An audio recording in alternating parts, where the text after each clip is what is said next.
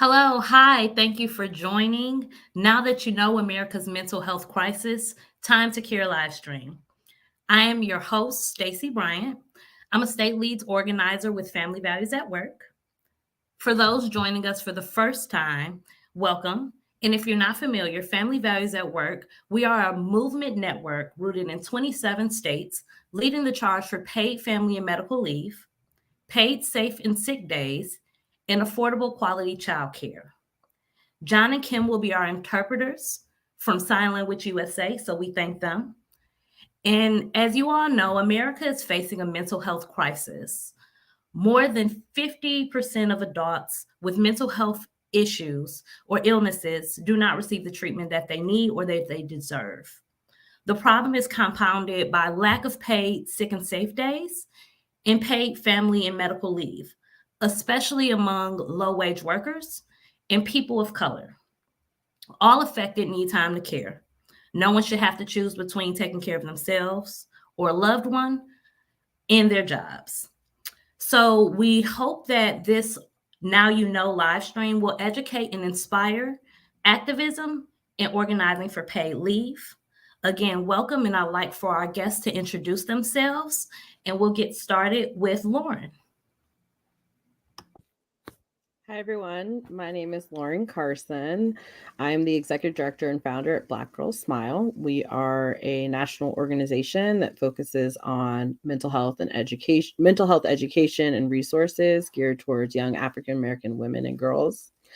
A little bit about my background and kinds of lens in which I, provide information and content is I have a BA in psychology, but I think what's most relevant to my role and my work is I have lived experience as a Black woman and a Black girl with clinical depression, anxiety, and I've had 2 suicide attempts. So very excited to be here, and thank you so much for having me.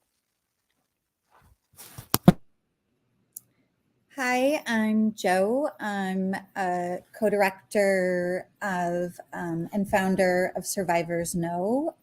We're a membership organization and an organizing action hub.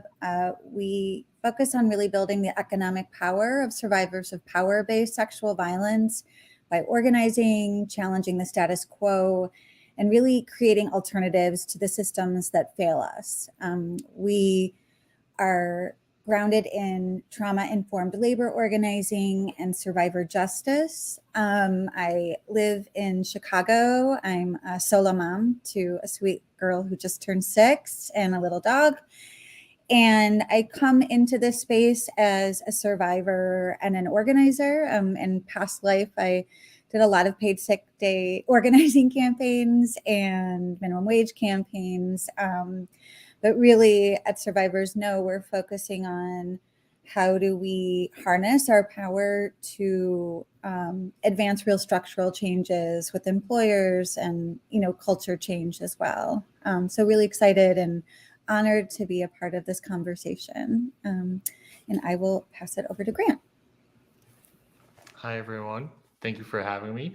I'm Grant Konbalinov, and I'm a 13-year Navy veteran. I was medically retired almost 2 years to this day. May 28th is actually my 2-year mark. I started advocating for mental health while I was in service, just because I saw the lack of resources that our service members had and veterans, and just the mental health stigma that was around the military. I continued advocating since I've gotten out, and just honestly increased and continued to amplify my voice and voices of others, just because I don't have all that red tape around me anymore. Currently, I work in marketing and have a pretty strong following on social media, so I dedicate my time to speak about it and get veterans and service members the help that they need.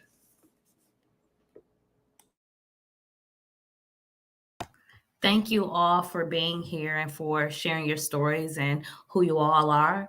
We'll get right into it. So, why is mental health advocacy important?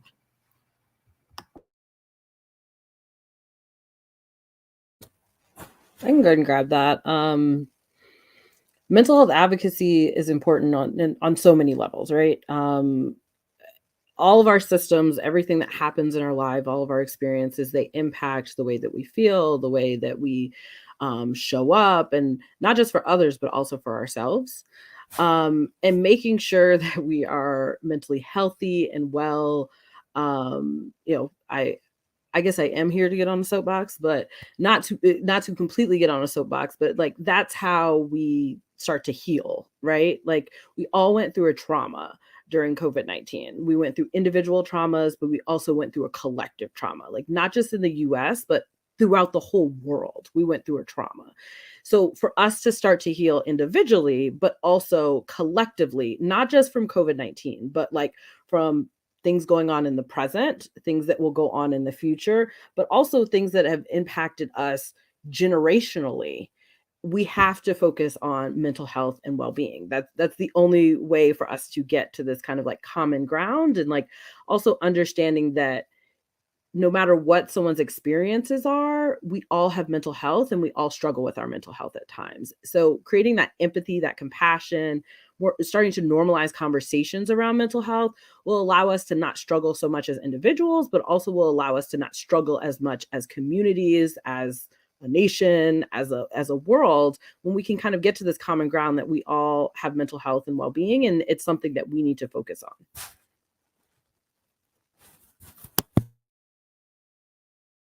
Joe or Grant, want to take that question? Love to hear your perspective. Sure. Yeah. I could go. So mental health advocacy, from my time in the military and even now as a civilian world, I just feel like there's still such a strong stigma around it, and people still don't believe in it and think that it's just one of those things like, oh, you're sad today, you'll be fine tomorrow. And that's definitely not the case. Whenever I speak about this, I always say that mental health is no different than, if you were to break your hand or break your leg, it's an injury that you're facing that you need to be seen by professionals in order to heal. And the more you speak about it, the more you speak about your experience or things that you've been through or the struggles that you're facing, it kind of opens up that door for other people to go in and say, like, maybe this is something that I'm struggling with. Maybe this is something that I should go and seek help. And that's why, I dedicate my time to do this, just because, sharing that story and having that conversation, it can be extremely impactful for people.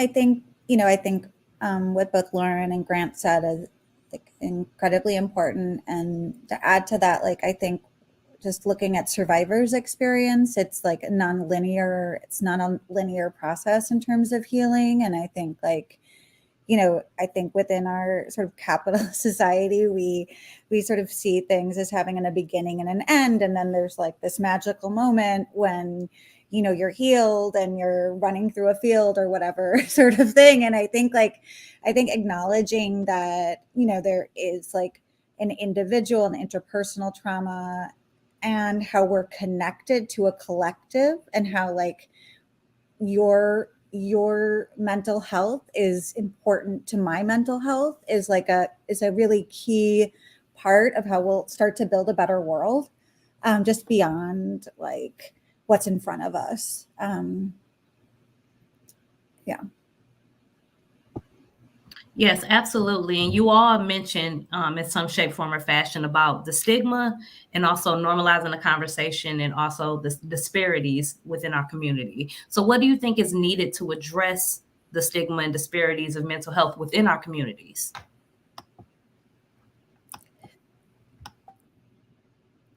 I can take one just like piece, and it was interesting. It doesn't have to do with mental health per se, but I do think it like is indicative of how deeply culturally embedded some of these stigmas are and barriers. Is if you think about like a workplace and how folks, there's sort of this thing like you cannot ask around other people's pay, like there's no transparency around pay, and the employer is telling you like, no, you can get fired for asking your coworkers. It's like which is not accurate, but it's like a deeply embedded cultural norm that you don't ask people what their pay scale is or what they're earning. And so I think like if we sort of look at that and we look at mental health, we can see how just so deeply we need to be changing the culture and shifting the culture in order for us to be like reducing the stigma. And I think like so many amazing folks like the NAP ministry and the notion that like rest is resistance, but rest is productive is like incredibly powerful in terms of how we start to like practice it individually and bring that out into our workplaces. But I do think it's like takes a lot of cultural change for us to be doing that.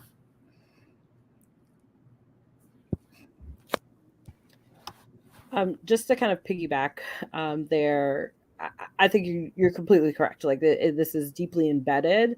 And something that you said earlier, like really struck me is that, kind of linking this all to capitalism. And it makes me think about the fact that like capitalism thrives off of us not doing well, right? And when we look at like how we start to heal this, one of the things, or not one of the things, but one of our biggest pillars at Black Girl Smile is focusing on the education piece.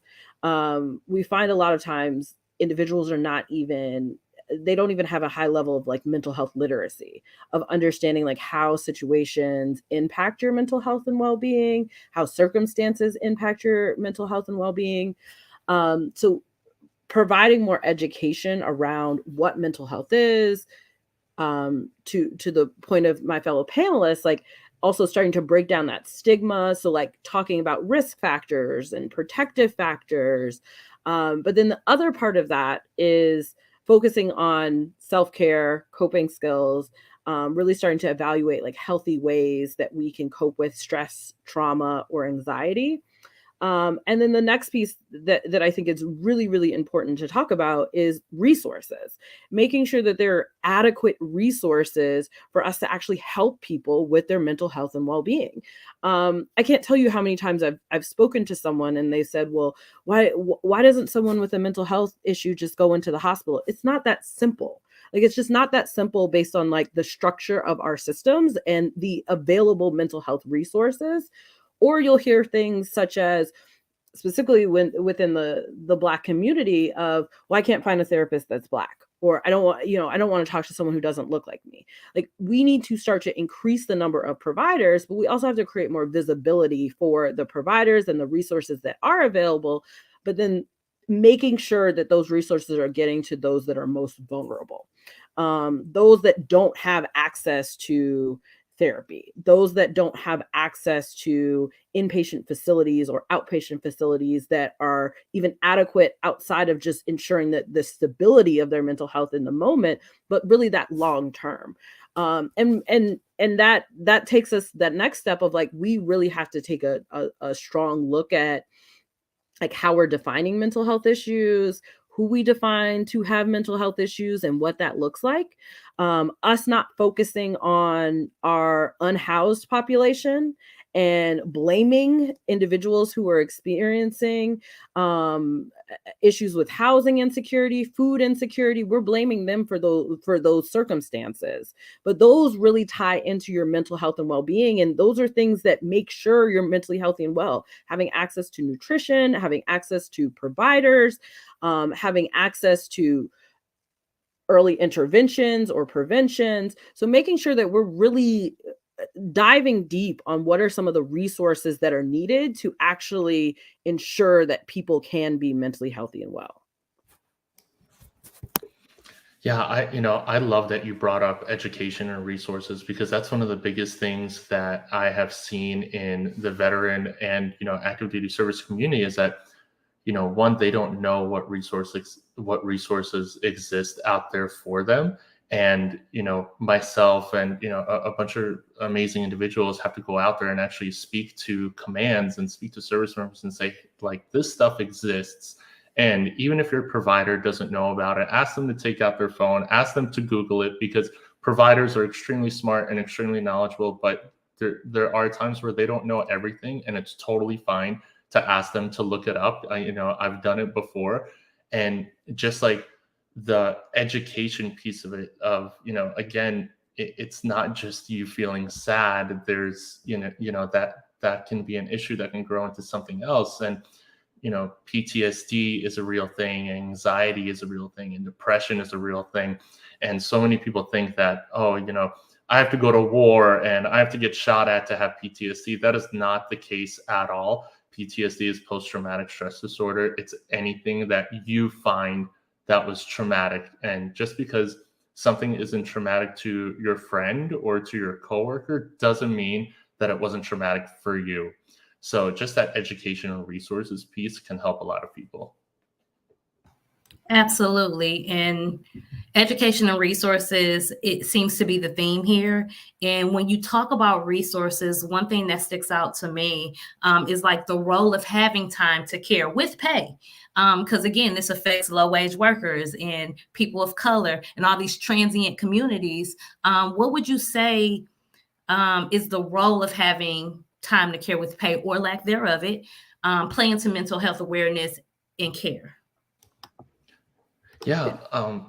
So, I would say, like in my case, or, in the military community case, let's say that someone was to have a mental health emergency. Worst case scenario, they go to the emergency room, they check themselves in, they're, admitted, they stay there for like 3-4 days, and then they go home, and the wait for the provider, depending on who they go with, can take a few weeks. If you're working with, a resource out there like, Telemind, even shorter than that, or it can take up to a few months. And, everyone knows that when you're having that mental health emergency, a few months isn't going to cut it. And, it literally comes down to life and death. And when you have that paid leave, one of your loved ones, whether it's a spouse or, a relative or a mom or a dad or an aunt, or uncle, whoever, they can be there for you, and they can do those little things, and they can connect with you while you're waiting to connect with that provider. And just having that listening ear, someone that understands you and someone that knows how you work and knows how your brains work, really makes a world of difference. I think so. I think it's really interesting. So we work a lot with hospitality workers, and if we just like look even at Chicago, where there is access to paid sick days, the challenge, I think, for like tipped workers, for hospitality workers in particular, is that they and what we're hearing from our members is they will not take the day because they cannot get like the compensation, right? And then they also have to, so if you're reaching the barrier of reminding your employer that this is like an enforced city policy, and so you're reminding your employer, and then the employer, while it's not required in Chicago or in Illinois to give a reason, I think culturally, again, we're expected to share like some reason. I think it goes also to what sort of Grant was saying as well, is that this like, have I suffered enough? Is this merit a day for me to take the day to take care of myself? And it's like this sort of like ridiculous, like we don't do nuance sort of in our society. And it's like, suffering and trauma and depression looks like a certain thing. And I think it can be really challenging for workers to like claim their days, even if they really need it. I mean, we had workers go to work with COVID just recently, and these are folks who are also organizing and trying to change the industry, but they didn't feel like they could afford to take the day, and they didn't feel like they could also like communicate to their employer why they needed that day. It's like challenging, I think. Yeah, I think kind of just tying that all together. For me, it's like, think about all the things that were just described and the weight of that on your self-esteem, your ability to show up for your friends, for your family, doing well at work, if you parent in some way or fashion, like what that looks like. So it just seeps into kind of every area when we're not able to access the resources that we need in a timely fashion, and making sure that those resources are appropriate, like, and adequate is the other piece of that, right? Because it's not enough to say, oh, okay, well, here's a list of like 10 providers, but to Grant's point, you can't see them for a while, or they don't look like you, so you don't even feel comfortable opening up to them, or you feel like it's going to jeopardize your job. These are the things that continue to kind of like weigh and just have us in kind of this muck of where we feel like we can't get out, right?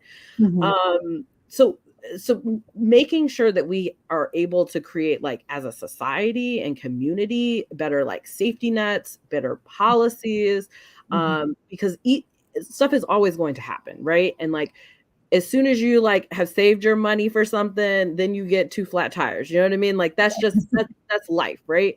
So making sure that we as a community can have better safety nets. And I think one of the things that has been very eye-opening for me over the last few years is just thinking about the ways in which we think our society has to exist this way, right? There are other places where therapy is free, just free to be in that space, to be free in that country, to like, so in many cases we can't even imagine what it looks like to provide the resources and to take away these issues around pay, around quality, around timeliness, to even just take those barriers away. But it's possible. It's very possible. And I think we have to start to kind of dream bigger and like start to think about the positives and what we want this to look like, opposed to like all of the deficits, right? Of just starting to think collectively about what do we need individually to be mentally healthy and well. And each person should know that. I challenge you to go journal it. But also like what we, ponder a little bit, like what do we need as a society and as a community to be mentally healthy and well? And that's your family. That may be your church or your faith-based community. It may be your school, but starting to think about these communities that we live in, like how can we contribute to the mental health and wellness of everyone? Lauren, like just something you said too really made me think of like, so we partner with Chicago Healing Cooperative, and it's really like their purpose is to provide it's like a BIPOC centered therapy and free accessible therapy. And we provide as an option like free therapy for hospitality workers or anti-violence advocates who are BIPOC or LGBTQ plus. And like we've offered this free and no one has taken it. And we're sort of like self-reflecting on like, this is good therapy. and it's like, what is the barrier then? And it's like, and it goes deeper into what you were just saying, like, here's the surface, and then deeper with that, it's like, what is preventing someone then from accessing free and accessible therapy that's like really catered and designed for them? And I think it's like, it's the stigmas, but I also think like feeling like you deserve it. And like, what does that look like for us to sort of collectively like reframe what deserving looks like in capitalism, right? And that's a perfect segue, Joe. So we know the deficits have existed for quite some time, right? And we know that it was definitely exacerbated by the pandemic. So what do we do, or how do we encourage loved ones to either seek help with their mental health, or how do we offer support to someone that we see struggling, especially when we have identified resources that are tailored to them or to their community? What do we do? I think that's a great question. And because it seems like kind of all of our work between Grant and Joe and I is with communities where stigma is still a barrier. It's like a lot of things in life, it is not normally just one conversation. So I would always encourage people to think about one, or like, do you have the bandwidth to take that on, right? Like making sure you're coming from a mentally healthy and well place yourself. But then being prepared for it to be multiple conversations, but being very specific about some of the things that you see, but providing it in such a way that's very empathetic, that is absent judgment or blame or shame, right? Like, oh, well, I've noticed you're sad. Why are you sad? Not that. Let's not come with that energy, right? Like, let's back it up and let's come in such a way where we're showcasing exactly what you described, that there's compassion and there's worry and there's concern, but there's a desire to help someone reach resources. And that may look like hand holding, right? Like, it may look like you having to come to the table with some resources that that person can access. It may look like offering to go to therapy with them or help them write an email. I know it takes my husband, like, when there's an important email, it takes him like a month to write it, right? Like, maybe it's offering to help someone write an email. When I've had a few times when I have friends who are experiencing like postpartum depression or something, and like, I will send them a list of therapists, but then I'll bold some, like, if you have the time and space to really support, then I encourage people to dig deep, and look and determine what that support could look like for them, because it's not always as simple as saying, hey, what's going on, and you think someone's just going to open the floodgates, right?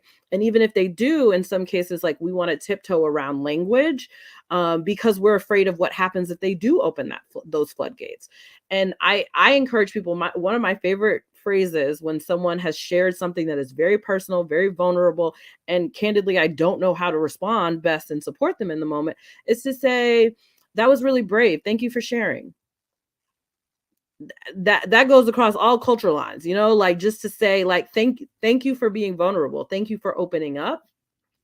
And it's not always meant for you to put your cape on and save someone. That is where there's providers, there's resources. So again, it may be helping them access those resources, but to all of our points, there may be some stigma that you have to work through of, like, if someone says, okay, well, in my family's Black. Well, we don't go see therapists. We just pray about it, right? Well, I appreciate you sharing that. Thank you so much. But what does it look like for you to maybe do something different? Like, how are the best ways for you to take care of your mental health and well-being? Have you possibly talked to your pastor and see if there's some resources through your church? A lot of faith-based communities are starting to embrace mental health and well-being, having providers on staff. There's a church in Brooklyn that I met. They have an outside mental health facility that is completely not associated with the church, but receive some funding through the church. So it's not even in the same place. So people don't have to confuse you getting help with feeling like that has to be attached to somehow your faith and spirituality in some way. Taking care of yourself is something that is necessary as a human. So I think that it's really important to make sure that we're thinking really, like, expansively about mental health care, mental health resources, and just, again, being prepared for it to not just be one conversation, because I feel that too often of, like, well, give me a script, and I can give you a script, but the conversation may not go that way. So just come with compassion, share what you've seen, come with concern, be prepared for pushback. But also maybe look for some additional ways that you can provide help, like helping connect them with resources. Yeah, I love that. And I also think that, like, everyone is different and everyone digests information completely differently. And like in the military, you have your once a year suicide prevention training, and it's like, hey, don't hurt yourself, and if you think you're struggling, go seek help. That's not enough. A PowerPoint isn't going to do it. It might do it for someone, and that's great, but we also have to find different ways to communicate mental health and advocacy. So you have to, talk to people. Sometimes you have to shout. Maybe maybe some people like to see a meme about mental health, and that's how they go and seek help. They attach, like, humor to it. And it's just, everyone is different. Everyone takes in information differently, and we have to communicate this stuff in different variations so that everyone could understand, and we cast this wide net rather than just having this one PowerPoint training once a year talking about don't hurt yourself, and if you need help, go do it. How? Like, where do I go seek help? How do I go seek help? Who can come with me? Should I go speak to a chaplain first? Should I look into resources first? There's just so much unknown out there that we have to find better ways to communicate this stuff. I think this is all beautiful, and adding like I think it's the I mean some things that I think were mentioned are like identifying, like supporting folks and identifying who their pod is. So who, you know, and I think we encourage people to do that proactively, to identify who is their support system, and that can look very different based on your job or in your community. It can really vary, but to come with that, like come with an understanding of who that is. And I think, you know, a trauma informed approach is really following people's leads. So having, you know, saying thank you, that was really brave. You know, how can, what sort of next steps do you want to take? Let's start envisioning that and working with them on doing it. But I also want to say, like, there is like a corporate accountability aspect here and a structural aspect that we need to like be advocating, you know, individually, but really there is like a responsibility of an employer to be shifting how they operate, to be more supportive for their employees. And what does that look like? And I think like there's baseline things that, you know, paid sick days, access to therapy, access to helpline, like all of those pieces. But then I do think based on the industry, there could be additional real supports. And I think like leaning into your employees to start identifying those and then like really supporting them financially and with time.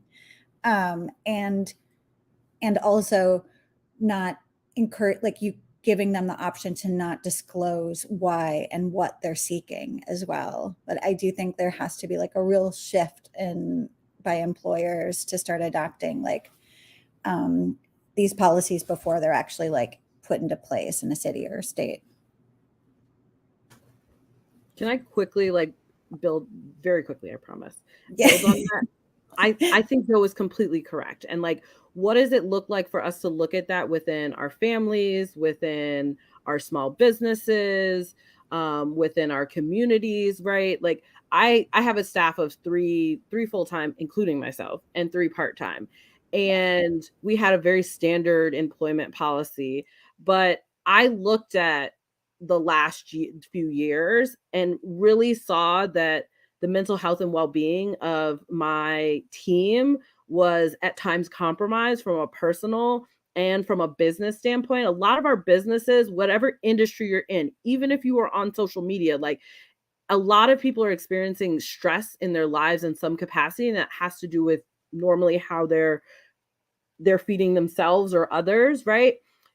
But taking a step back, like Joe said, and looking at what are the ways that we can create like mental health and well-being, like just in our environment. So for me, and I challenge everyone to do this, because for me, I went back and looked at, okay, all of our funders, to your point, most of them corporations, are coming to us and telling us they want something within 24 hours. Well, then that creates anxiety, that creates at times, you know, triggering some sort of trauma for those members of my team. I put all of our funders on notice of like, we won't be doing that this year. If you want something done, you can give us 72 business hours for us to get something done. If you need a number, if you need a grant report, if you need something last minute, we're not just a mental health organization. We're also going to make sure that we're espousing for that internally as well.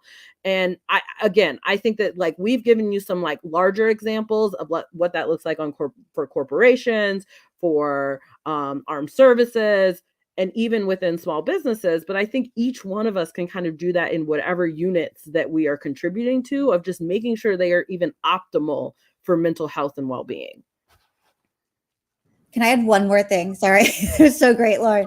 Like, I also think like it was a really interesting reframe around, we work with a lot of anti-violence advocates. So these are the folks on the front lines of like working with survivors and domestic violence and sexual violence. And so there is a lot of quote unquote burnout within that industry, but like, a reframe is like, let's reframe burnout to exploitation. And if we use that lens into thinking through and understanding mental health and support, I think like there's better employers, you can create better systems. It was like a really helpful reframe that doesn't take the burden on for the individual and does take like a more structural approach. So that's really great.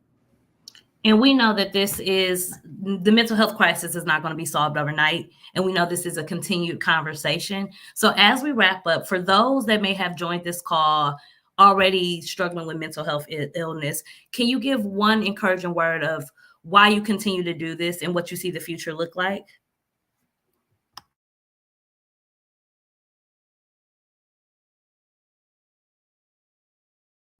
I was going to shut up for a moment and let Grant have the floor. Oh yeah. I mean, I could go. One of the biggest things that I, say to everyone is all night turns to day. At some point, if you're struggling right now, if you're in a dark place, just know that it will get better, but you might need someone's help to get better. And there's absolutely no shame, and nobody's gonna talk bad about you or anything like that if you do go and seek help and try to find those resources that are out there that can help you. And just once you do get help, once you feel better, if you feel comfortable enough, share your story and reach your hand out and try to grab others and pull them into the better spot that you're in now, and just share your story, and that'll help a lot of people. Joe or Lauren? I would just say compassion and empathy for ourselves, but also for others. A lot of us tend to be really hard on ourselves, but we've got to give ourselves a break. We've been through a lot. You've been through a lot, right? So making sure that we're creating space for compassion and empathy for ourselves, but also for others. I couldn't have said it better. Just be gentle with yourself. Well, I thank the three of you for being brave and sharing your story and for doing this work, because it's hard to balance taking care of your own mental health while continuing to do this work. So thank you, Grant. Thank you, Lauren. Thank you, Joe. Thank you, Kim and John, for doing our interpretation. Please follow us at Family Values at Work or familyvalues.org. Please continue to reach out for resources, continue to stay in community. And if you ever have any questions or concerns, please feel free to reach out to our wonderful guests. We, again, thank you for your time. Again, that's Grant with Telemine. That's Joe with Survivors Know. And that is Lauren with Black Girls Smile. So thank you for joining us today. And we hope that you have a wonderful remaining Mental Health Awareness Month. Thank you. Thank you.